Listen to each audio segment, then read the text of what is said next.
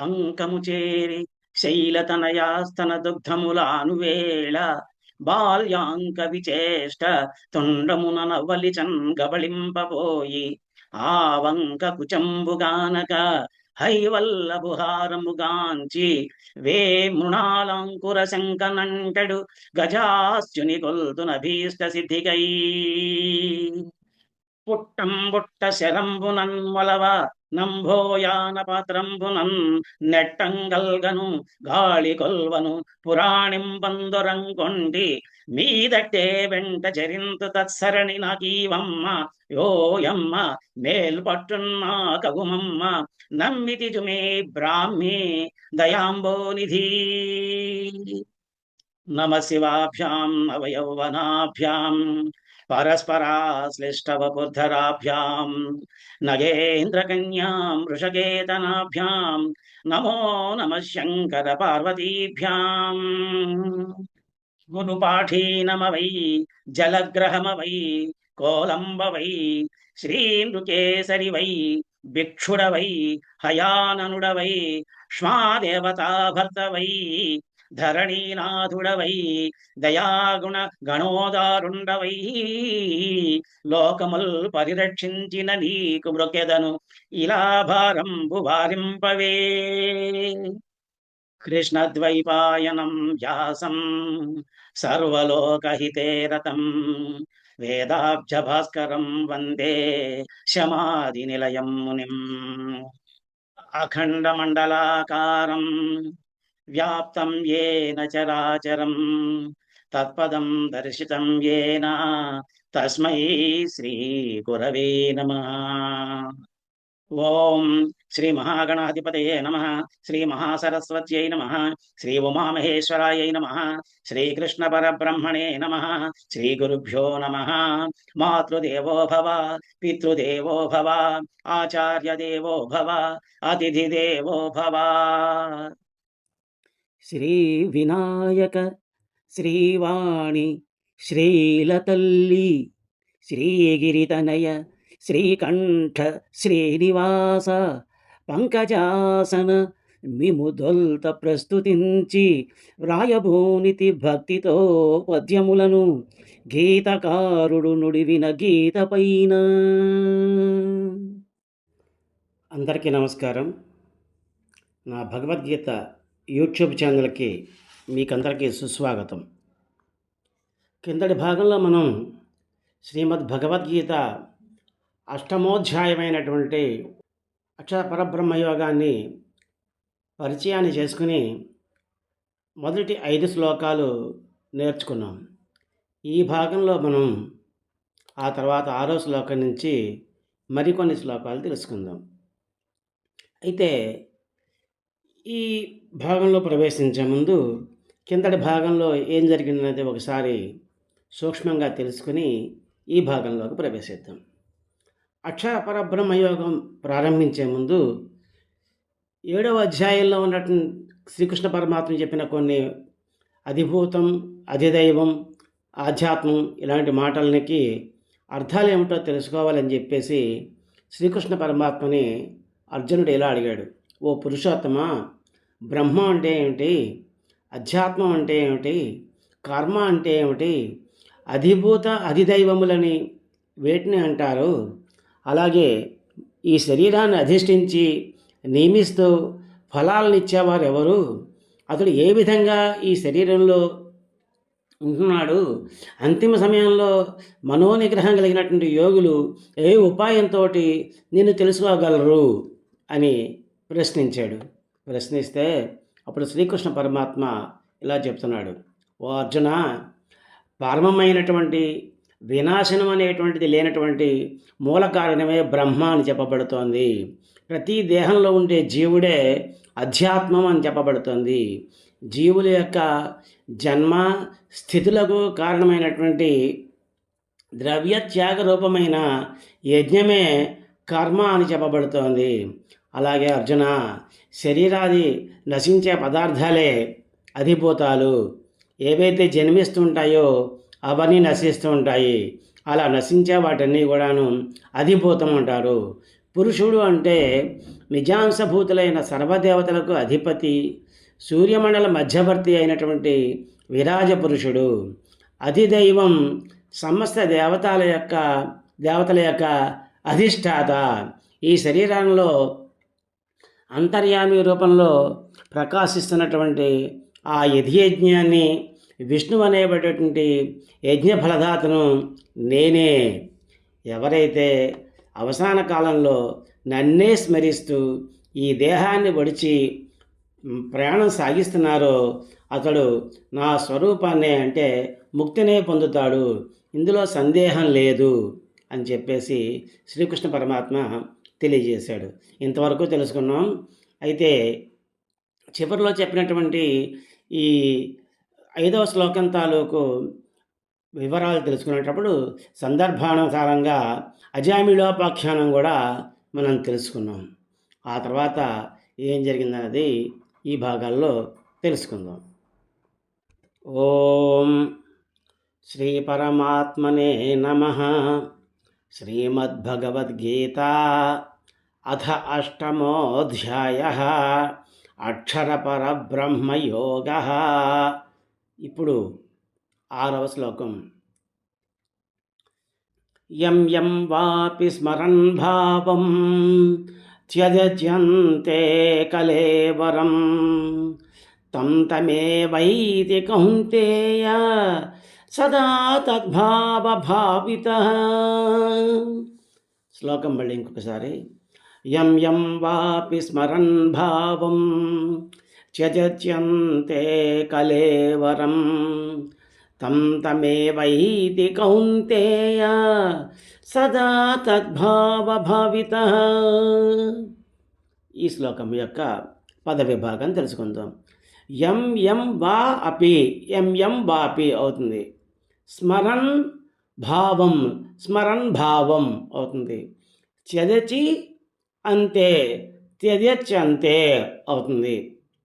కలేవరం, తం తం ఏవ ఏతి, తం తమేవైతి అవుతుంది. కౌంతేయ సదా తత్ భావ భావితః. ఇది ఈ శ్లోకం యొక్క పద విభాగం. ఇప్పుడు ఈ పదాలన్నిటికీ అర్థం తెలుసుకుందాం.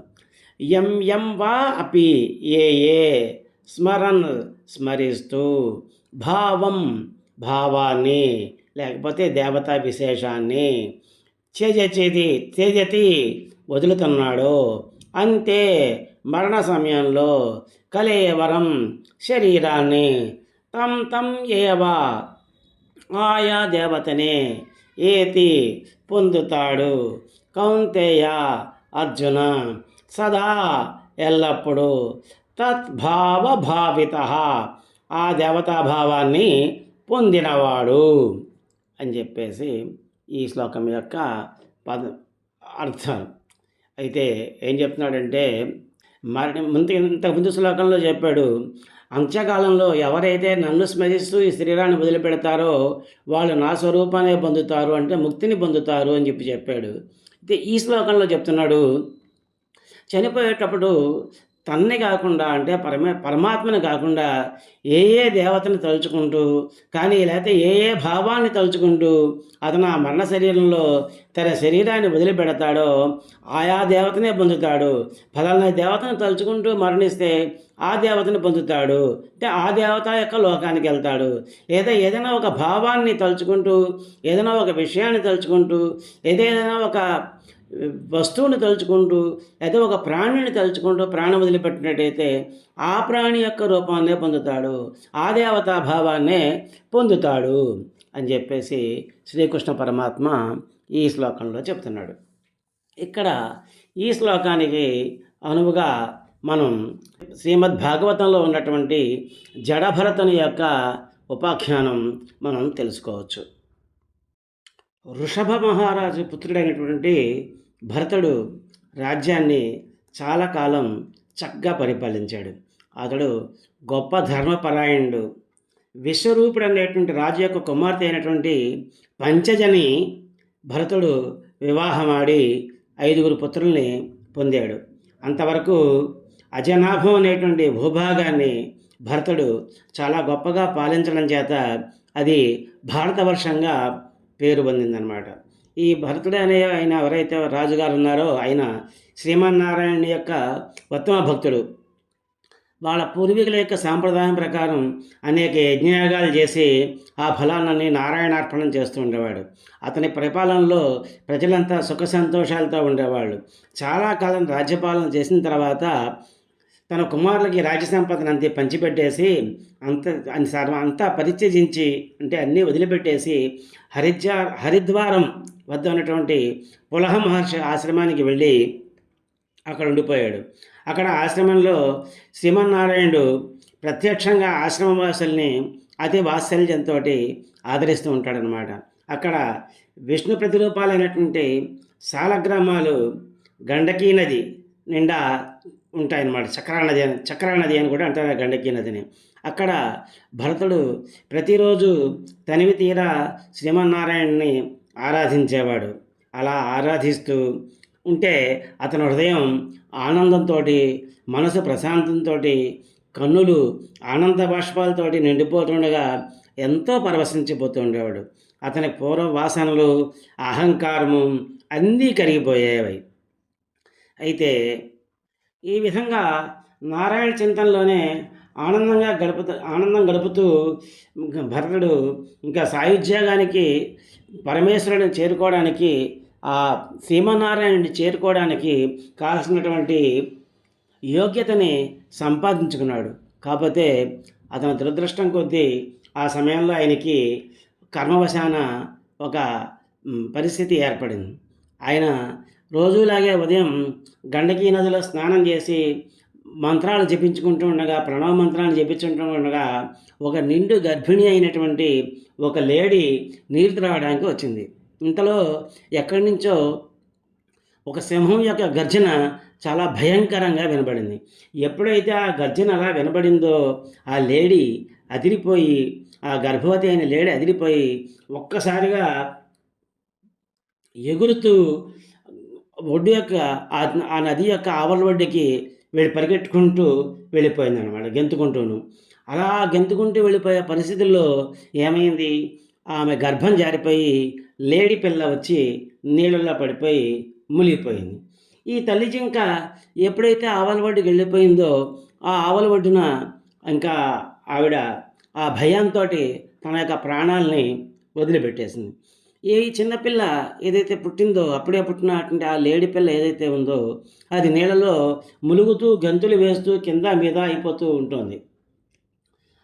ఉంటే అప్పుడు చూసినటువంటి ఆ భరతుడి యొక్క హృదయం ద్రవించిపోయి దాన్ని మెల్లిగా తీసుకుని చేతిలో తీసుకున్నాడు. అయ్యో, తల్లి లేని బిడ్డే ఇది, దీనికి నోరు కూడా లేదు, గట్టిగా ఏమీ చెప్పలేదు, ఏం చేయలేదు అని చెప్పేసి సాధు జంతువు అనేటువంటి కనికరంతో, జాలితోటి దాన్ని తీసుకుని తన ఆశ్రమానికి వెళ్ళాడు. అక్కడ ఆశ్రమంలో దాన్ని పెంచే విషయంలో చాలా శ్రద్ధ తీసుకున్నాడు.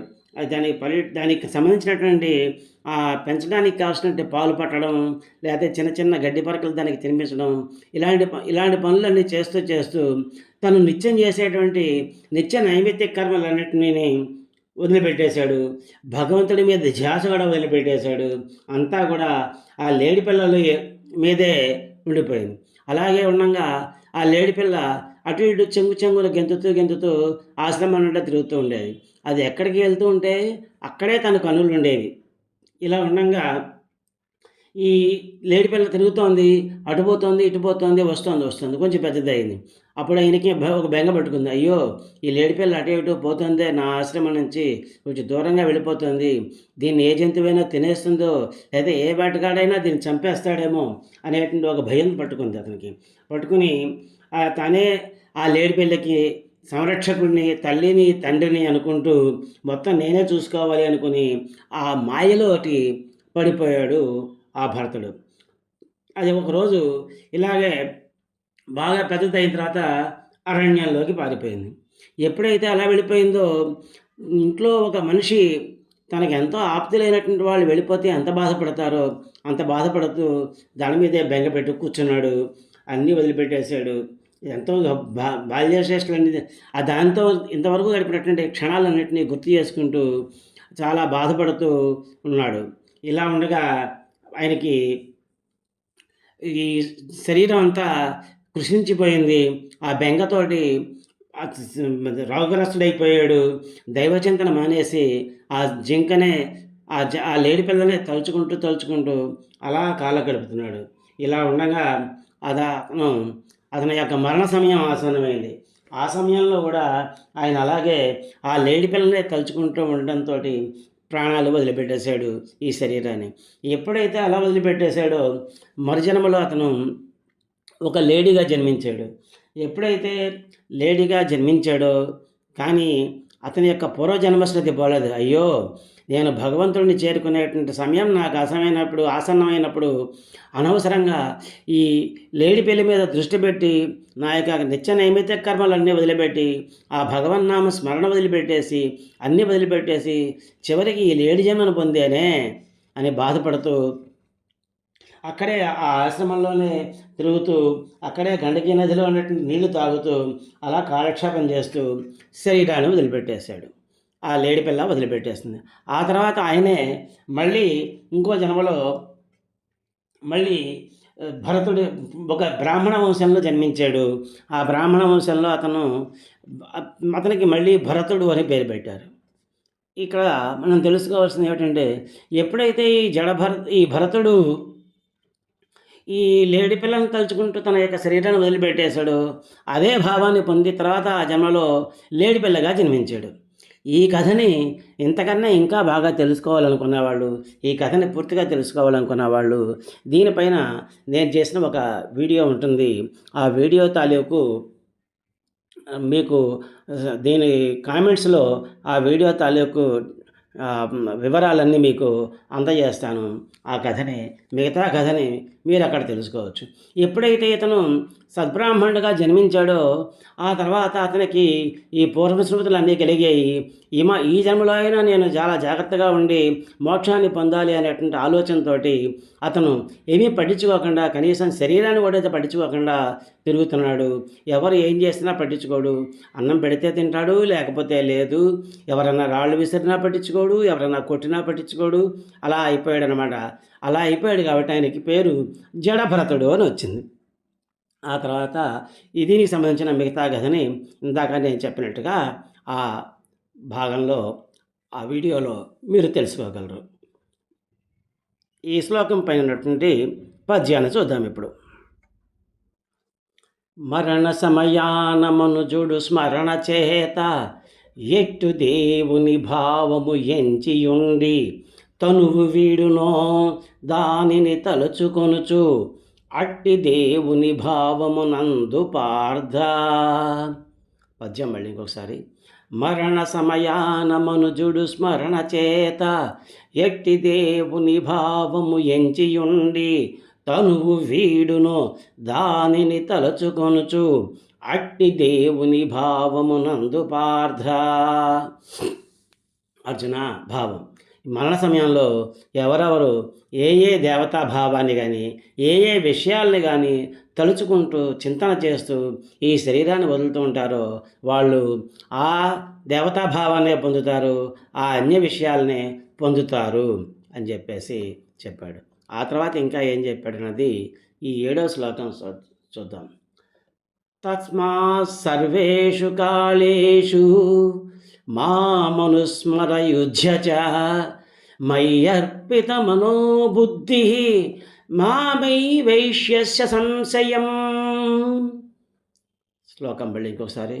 తస్మాత్ సర్వేషు కాళేషు మామనుస్మర యుధ్య చ మయ్యర్పిత మనోబుద్ధి మామై వైశ్యస్య సంశయం.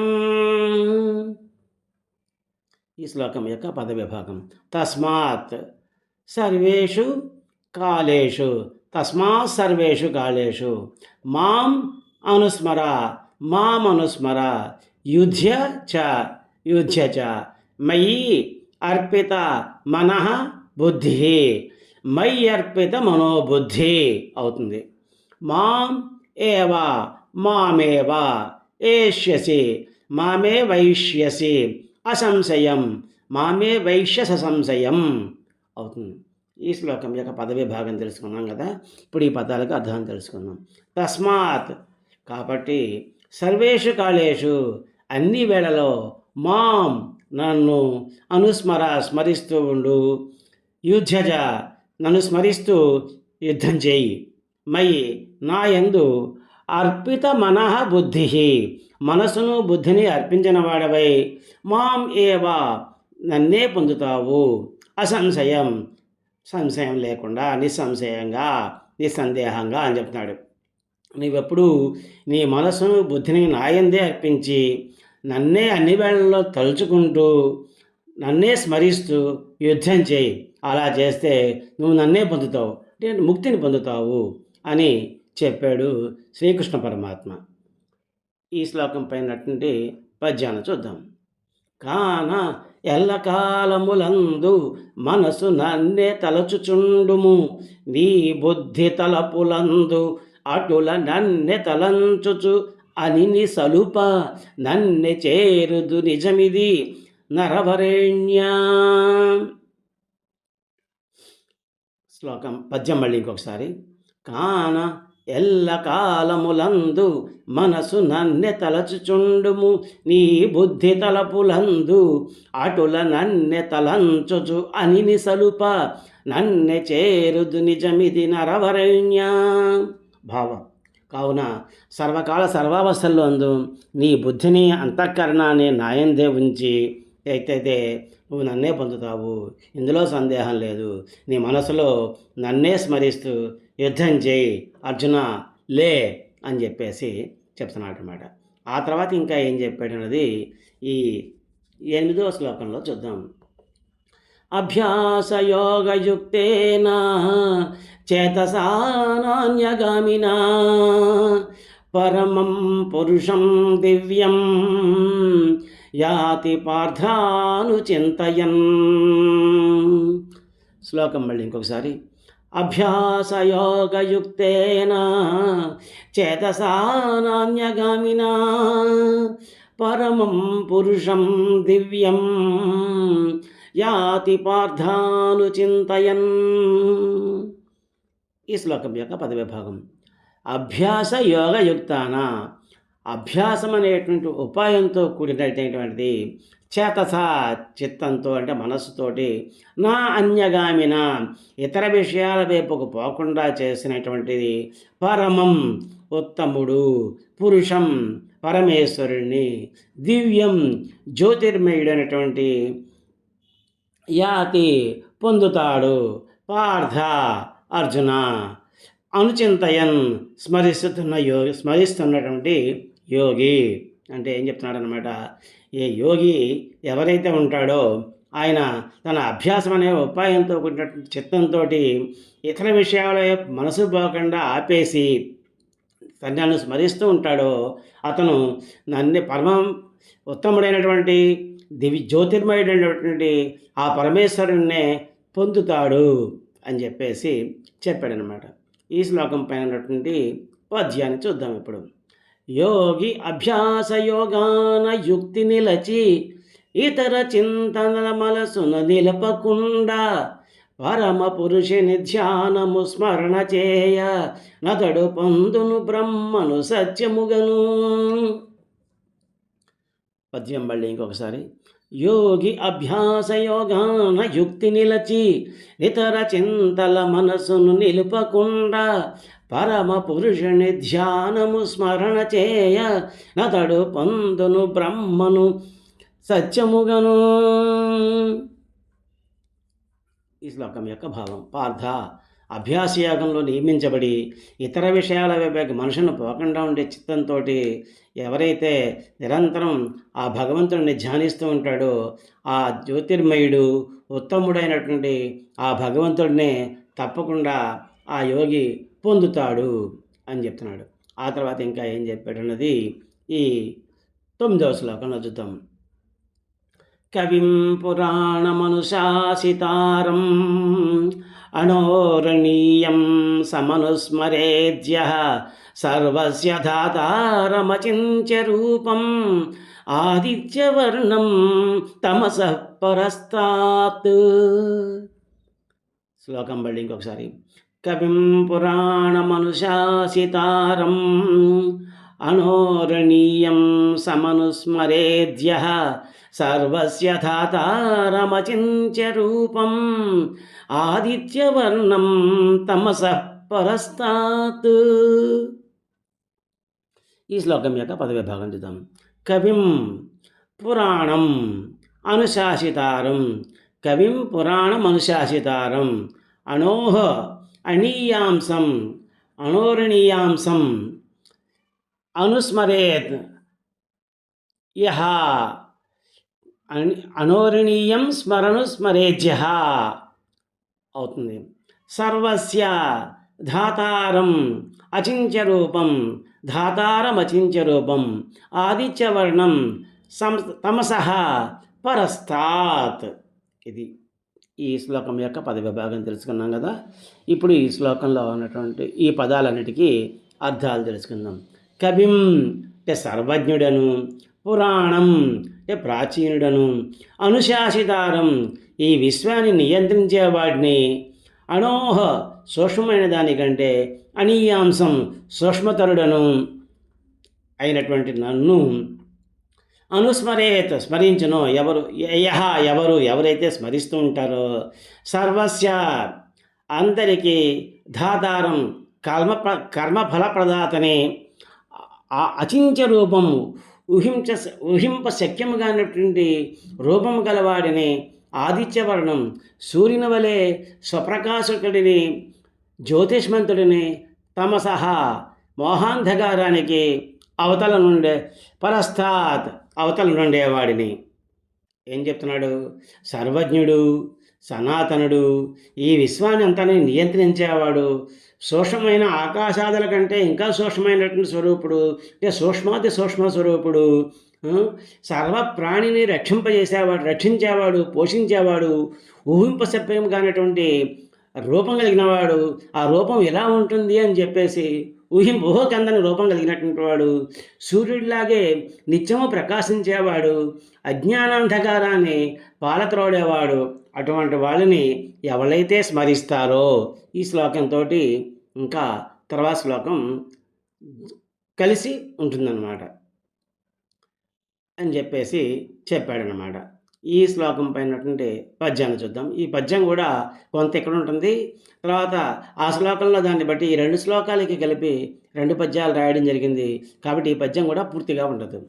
శాశ్వతుండును ప్రాచీను సర్వరక్షకుండు అరుణవర్ణుండును సూక్ష్మతరుడు తలపులకు దొరకని వాడు తామసముల కావల నిలుచువాడగు దివ్య రూపు. పద్యం మళ్ళీ ఇంకొకసారి. శాశ్వతుండును ప్రాచీను సర్వరక్షకుండు అరుణవర్ణుండును సూక్ష్మతరుడు తలపులకు దొరకని వాడు తామసముల కావల నిలుచువాడగు దివ్య రూపు. భావం: సర్వజ్ఞుడు, సనాతనుడు, విశ్వానంతా నియంత్రించేవాడు, సూక్ష్మాతి సూక్ష్మ స్వరూపుడు, అన్ని ప్రాణుల్ని రక్షించేవాడు, అన్ని ప్రాణుల్ని పోషించేవాడు, ఊహకందని రూపం కలిగినటువంటి వాడు, సూర్యులాగే నిత్యంగా ప్రకాశించేవాడు, అజ్ఞానాంధకారాన్ని ఎవరైతే పాల్త్రాలుతారో అటువంటి నన్ను ఎవరు స్మరిస్తారో అని చెప్పేసి చెప్తున్నాడు. ఆ తర్వాత ఇంకా ఏం చెప్పాడనేది ఈ 10వ శ్లోకంలో ఉంటుంది.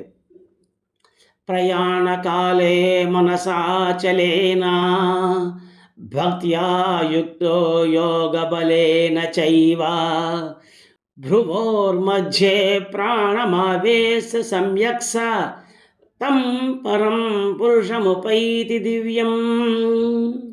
శ్లోకం మళ్ళీ ఇంకొకసారి.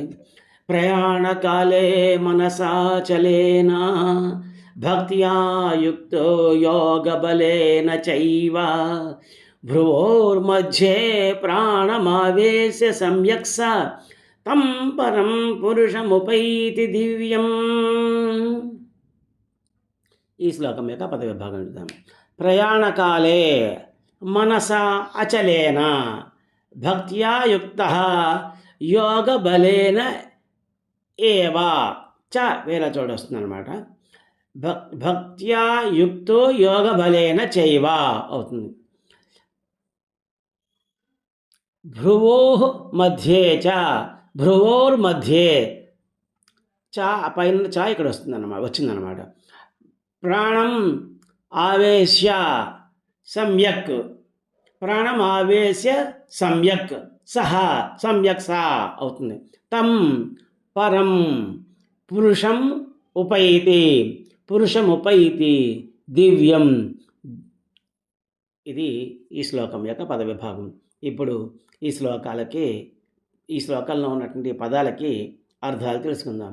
ప్రయాణకాలే అంటే మృత్యు సమయంలో, మనస అచలేన అంటే ఏకాగ్ర చిత్తంతో, కదలనటువంటి మనస్సుతోటి, భక్త్యాయుక్త భక్తియుక్తుడై, యోగ బలేన ఏవ ధ్యాన అభ్యాసాప్తమైనటువంటి చిత్తస్థైర్యంతో, భ్రువోర్మధ్యే చ అంటే భ్రూమధ్యంలోనే అంటే కనుబొమ్మల మధ్యలోనే ప్రాణాన్ని ఆవేశ్య నిలిపి అంటే ధారణ చేసి, సమ్యక్ సంపూర్ణంగా, సహా అతడు, తం ఆ పరం గొప్పవాడును, పురుషం పరమేశ్వరుని, ఉపైతి పొందును, దివ్యం జ్యోతిర్మయుడైన అని చెప్పేసి చెప్తున్నాడు. అంటే ఏంటన్నమాట, ఇందాక చెప్పాడు కదా, కొంత సర్వజ్ఞుడు, సనాతనుడు, విశ్వనియంత, సూక్ష్మమైన ఆకాశాదుల కంటే సూక్ష్మమైనటువంటి స్వరూపం కలిగిన వాడు, సర్వ ప్రాణుల్ని పోషించేవాడు, ఊహకందినటువంటి రూపాన్ని కలిగినటువంటి వాడు, సూర్యుల్లాగా ఎప్పటికే ప్రకాశిస్తూ ఉండేవాడు, అజ్ఞానాంధకరమైనటువంటి పాలతలు వల్లేవాడు అయినటువంటి ఎవరైతే నన్ను స్మరిస్తూ మరణ సమయంలో యోగ బలంతో భూమధ్యంలో అతని ప్రాణాలను నిలిపి, స్థిరంగా నిలిపి, నిశ్చలమైన మనస్సుతో స్మరిస్తూ ఆ దివ్య స్వరూపుడు పరమేశ్వరుడు అయినటువంటి ఆ పరమాత్మని చేరుకోగలడు అని చెప్పేసి చెప్తున్నాడు అన్నమాట. ఈ శ్లోకం పైనటువంటి పద్యాన్ని చూద్దాం ఇప్పుడు. మరణ సమయమున బొమల మధ్యమందు ప్రాణముంచి, యోగ బలము వలన మనసు చంచలము లేక, భక్తిని సంస్మరించువాడు చేరును పరమాత్మ పార్థ నిజము. పద్యం మళ్ళీ ఇంకోసారి. మరణ సమయమున బొమల మధ్యమందు ప్రాణముంచి, యోగ బలము వలన మనసు చంచలము లేక, భక్తిని సంస్మరించువాడు చేరును పరమాత్మ పార్థ నిజము. అట్టి పరమభక్తుడు అంటే కింద శ్లోకంలో చెప్పినటువంటి పరమభక్తుడు ఎవరైతే ఉంటాడో అతడు అంత్యకాలంలో అంటే మరణ సమయంలో యోగబలంతో భూమధ్యంలో తన ప్రాణాలను స్థిరంగా నిలిపి, నిశ్చలమైన మనసుతో సరించినట్టయితే ఆ ఆ దివ్య స్వరూపుని పరమేశ్వరుడు అయినటువంటి ఆ పరమాత్మని చేరుకుంటాడు అని చెప్పేసి చెప్తున్నాడు అనమాట. ఆ తర్వాత ఇంకా ఏం చెప్పాడు అన్నది ఈ 11వ శ్లోకంలో చూద్దాం. యదక్షరం వేద విదో వదంతి, విశంతి యజ్జతయో వీతరాగాః, యదిచ్ఛంతో బ్రహ్మచర్యం చరంతి, తత్తే పదం సంగ్రహేణ ప్రవక్ష్యే. శ్లోకం మళ్ళీ ఇంకోసారి. యదక్షరం వేద విదో వదంతి, విశంతి యజ్జతయో వీతరాగాః, యదిచ్ఛంతో బ్రహ్మచర్యం చరంతి, తత్తే పదం సంగ్రహేణ ప్రవక్ష్యే. ఈ శ్లోకం యొక్క పద విభాగం తెలుసుకుందాం ఇప్పుడు. యత్ అక్షరం, యదక్షరం, వేదవిదః వదంతి, వేదవిదో వదంతి అవుతుంది.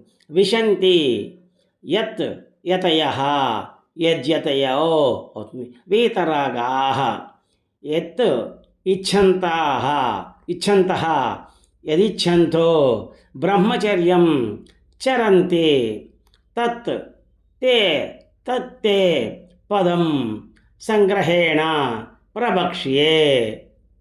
ఇది ఈ శ్లోకం యొక్క పద విభాగం. ఈ పదాలకి ఇప్పుడు అర్థాలు తెలుసుకుందాం. యత్ దేనిని, అక్షరం అవినాశి అయిన పురుషుడని అంటే నాశనం లేని పురుషుడని, వేదవిద వేదజ్ఞులు వేదవేత్తలు వదంతి చెప్తున్నారో, విశంతి ప్రవేశిస్తున్నారో, యత్ దేని యందు యతయా యతులు ప్రవేశిస్తున్నారో, యతులు దేనియందు ప్రవేశిస్తున్నారో, వీతరాగాహ విషయాక్తి శూనులైనటువంటి ఆ యతులు అన్నమాట. యత్ దేనిని ఇచ్ఛంతా తెలుసుకొనగోరి బ్రహ్మచర్యాన్ని చరంతి పాటిస్తున్నారో, తత్ ఆ తే నీకు పదం ఆ బ్రహ్మపదాన్ని సంగ్రహేణ సంక్షిప్తంగా ప్రవక్షే చెబుతాను అని చెప్పేసి చెప్తున్నాడు. అంటే ఎవరైతే నాశనం లేనివాడు అని చెప్పేసి దేన్నైతే ఆ వేద విధులు చెప్తున్నారో, అలాగే దేనియందు విషయాసక్తి శూన్యులై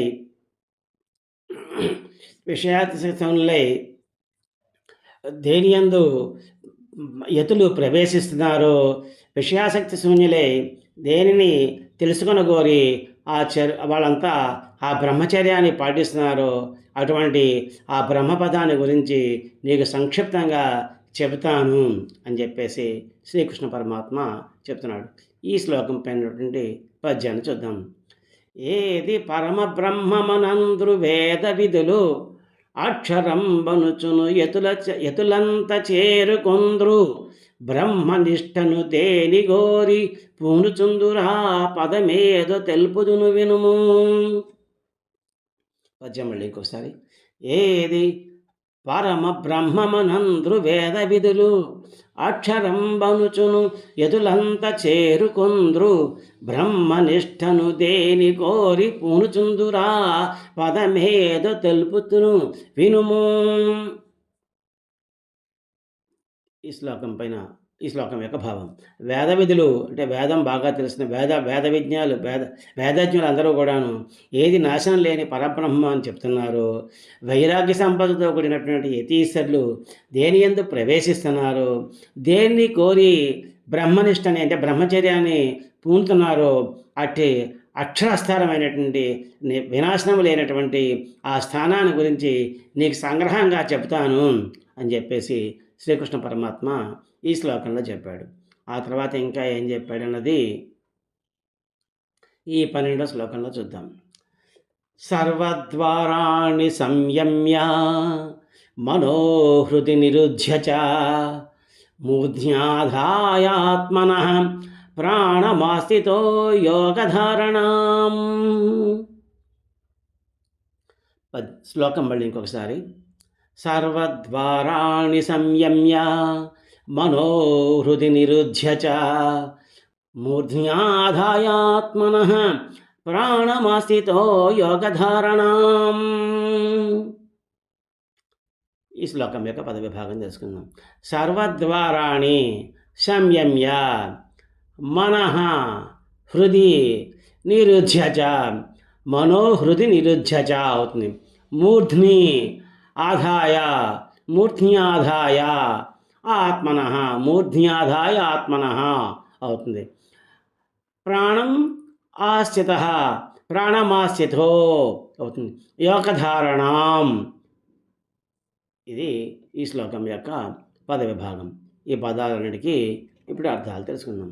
సర్వద్వారాణి అంటే ఇంద్రియాలన్నిటినీ సంయమ్య నియంత్రించి మనస్సును హృదయ పుండరీకంలో నిరుధ్యాచ నిలిపి మూర్ధ్ని భ్రూమధ్యంలో ఆదాయ ఉంచి దేన్ని ఆత్మని ప్రాణాన్ని అస్థిత వెలయుచు యోగధారణం యోగంలో అంటే ఏంటన్నమాట, ఇంద్రియాలన్నింటినీ నియంత్రించి మనస్సును హృదయంలో నిలిపి భ్రూమధ్యంలో ప్రాణాన్నించి ఆత్మయోగంలో వెలుస్తూ ఇంకా ఈ శ్లోకానికి తర్వాత శ్లోకంతో ఇంకా ఇది కనెక్షన్ ఉందన్నమాట, సంబంధం ఉందన్నమాట.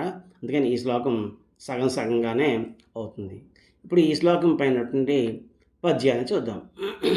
ఇంద్రియములనన్నింటినీ నియతి నిలిపి మదిని హృదయ కమలమున పదిలపరచి బొమల మధ్యన ప్రాణము పొదల చేసి యోగధారణమున వెలయుచును విజయ. పద్యం మళ్ళీ ఇంకొకసారి. ఇంద్రియములనన్నింటిని నియతి నిలిపి మదిని హృదయ కమలమున పదిలపరచి బొమల మధ్యన ప్రాణము పొదల చేసి యోగధారణమున వెలయుచును విజయా. ఈ శ్లోకం యొక్క భావం. ఇంద్రియాలన్నింటినీ నియంత్రించి అంటే నియమంలో పెట్టుకుని మనస్సును హృదయంలో నిలిపి భూమధ్యంలో ప్రాణాన్ని నిలిపి ఆత్మయోగంలో వెలిసేటువంటి ఆత్మయోగంలో ఎవరైతే వెలుస్తూ ఉంటారో తర్వాత శ్లోకంలో చెప్తారనమాట. ఇంతవరకు ఈ శ్లోకంలో ఈ భాగంలో తెలుసుకున్నాం. వచ్చే భాగంలో మరికొన్ని శ్లోకాల తాలూకు మరికొన్ని వివరాలు తెలుసుకుందాం. హరి ఓం తత్సత్. గీతాశాస్త్రమిదం పుణ్యం యః పఠేః ప్రయతః పుమాన్ విష్ణోః పదమవాప్నోతి భయశోకాదివర్జితః.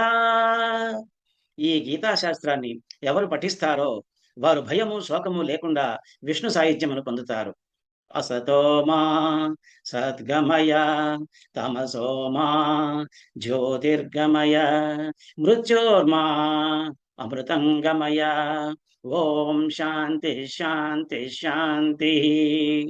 ఓం యదక్షరపదభ్రష్టం మాత్రాహీనం చ యద్భవేత్ తత్సర్వం క్షమ్యతాం దేవా నారాయణ నమోస్తుతే. విసర్గబిందుమాత్రాణి పదపాదాక్షరాణి చ న్యూనాని చాతిరిక్తాని క్షమస్వ పురుషోత్తమ. కాయేన వాచా మనసేంద్రియైర్వా బుద్ధ్యాత్మనా వా ప్రకృతే స్వభావాత్ కరోమి యజ్జ సకలం పరస్మై నారాయణాయైతి సమర్పయామి. శ్రీమన్నారాయణాయైతి సమర్పయామి. సర్వే భవంతి సుఖినః సర్వే సంతు నిరామయాః సర్వే భద్రాణి పశ్యంతు మా కశ్చిత్ దుఃఖభాగ్ భవేత్. శ్రియః కాంతాయ కళ్యాణ నిధయే నిధయే ధీనాం శ్రీవేంకట నివాసాయ శ్రీనివాసాయ మంగళం.